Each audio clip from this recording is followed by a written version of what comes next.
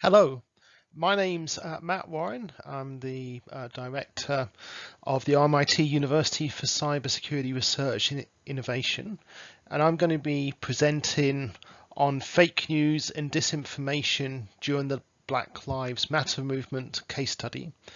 And this presentation is for the 9th conference of the Australian Institute of Computer Ethics. So, Black Lives Matters movement.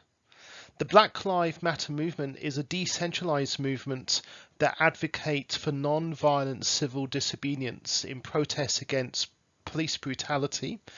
And this paper will look at the real-life examples of fake news and disinformation that occurred following the death of George Floyd in 2020.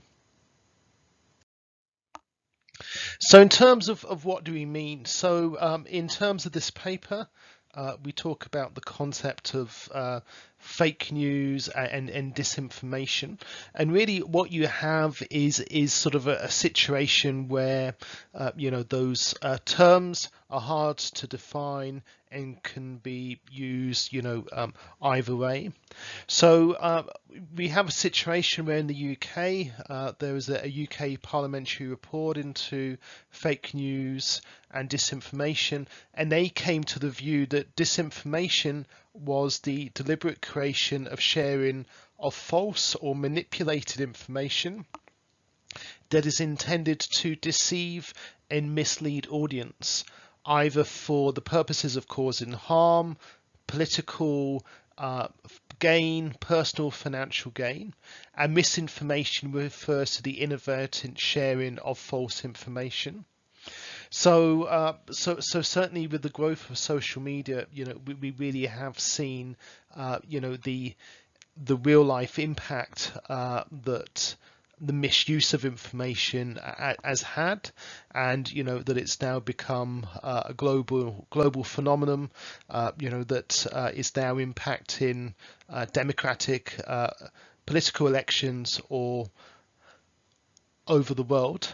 This is really is an area outside the concept of this paper, but it's important to understand where this paper is sort of sitting in terms of this time of great change and great misuse of information. So in terms of this paper, we are focusing on social media, particularly Twitter and Twitter bots. So Twitter bots are Twitter accounts that are controlled by a third party. So a Twitter bot network in theory could be millions or could be a few compromised accounts that are being controlled. So there's a number of different Twitter bots. One is spamming, where it's just those controlled accounts on Twitter are used to generate a lot of unsolicited content. The one is fake trending topics.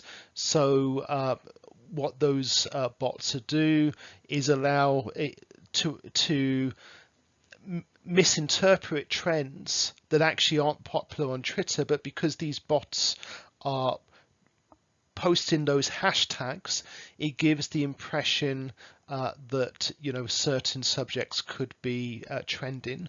Opinion manipulation, which is really the use of bots to misrepresent public opinion, and can be coordinated around a particular topic. And really in the context of this paper, this is what we'll really sort of talking about are these opinion manipulated bots. There's also astroturfing, which is used to mask information, and fake followers, where people can buy followers as a sort of a commodity, and all that those fake followers do is artificially inflate people's Twitter followers numbers. So in terms of the research question, what we're looking at is, were there examples of fake news or disinformation via Twitter bots during the Black Lives Movement protests? So in terms of the data collection occurred between the 2nd of June and the 8th of June 2020. The 2nd June was really, after the sad death of George Floyd, and what the paper focused on was the monitoring of stories on Twitter relating to the Black Lives Matter movement, and it took the form of monitoring social media and social media handles. And as part of this case study, 7 bots were identified that were spreading information about the Black Lives Matters movement. So in terms of these Twitter bots, in terms of the profile, before the Black Lives Movement protests, the accounts had no Twitter activity at all. The Twitter accounts had very limited Twitter engagement, and when the Twitter posts were posts, they were highly political in nature. And as I said, these fit the profile of being opinion manipulating Twitter bots. So this is an example of one of the tweets from these bots. So it's using the hashtag civil war, and it's saying if the people that are going to stop the protests are bringing guns, it's best that the protesters bring guns with them. Let's give the government something to remember. So what that virtual message is doing is, trying to incite violence in the physical world. And again, these hashtags were using a lot of these Twitter bots. We use a lot of different hashtags, some of which were bona fiable, such as Black Lives Matters, BLM protest, but some of them were very political in terms of civil war or people versus government. The other content that they published was also visual content. They were posting fake images, so they weren't. So these were images that were taken from a TV show, and what they were doing were being posted as if they were fact, to imply that a physical violent act had occurred in Washington, again trying to cause incitement in the real world. So in terms of the data that was collected, the tweet data was collected, but really the bot numbers, as I said, 1 to 7, the number of tweets, the number of retweets, the number of followers and following of those bot accounts. So what did the data sort of highlight? Well, it highlighted that many of the 7 bots, some had more limited success than others. So bot number 5 only treated 6 tweets, but was retweeted 22 times, had an increase in their followers, and they started to follow other accounts, and that really was the most successful of the 7 tweets. Bot number 2 had 33 tweets during this period. Only one person, one other account, retweeted it.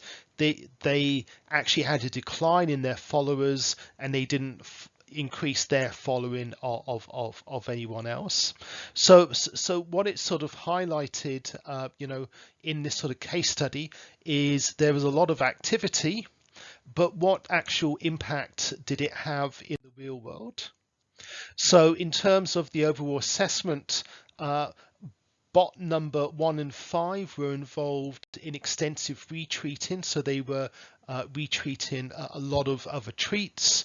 Bots 2 and 7 were the ones who were doing their own tweeting of messages, and bots 4 had very limited tweets, and bots 3 and 6 had limited treats and retreats. So in terms of the overall assessment of these 7 bots in this period, there was only there were 74 treats.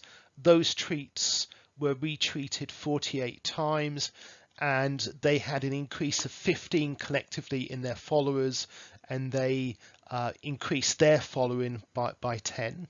So really, what it's sort of highlighted with a case study is actually a profile of how an identifiable botnet would actually operate in a political environment where they're trying to cause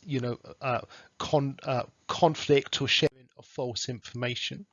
So what it sort of highlighted really that they weren't successful, that those 7 bots weren't able to engage extensively with the Twitter community to spread their false narrative.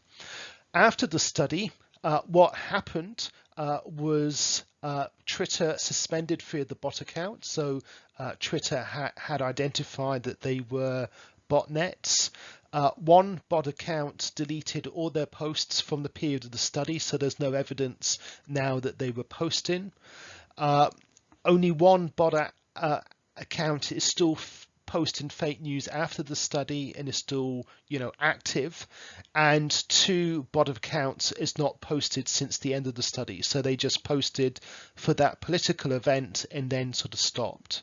So again, it sort of highlights with botnets that they are very fluid in terms of their activities after the event.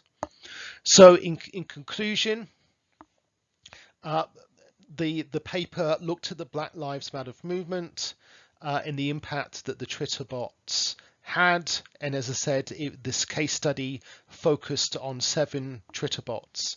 So again, the impact for those 7 was minimal, but imagine that you have a botnet that has tens of thousands, hundreds of thousands, or millions of bots, these controlled Twitter accounts. And this is where you can start to see, the impact of fake news and disinformation when it occurs at scale. Thank you for listening to my presentation.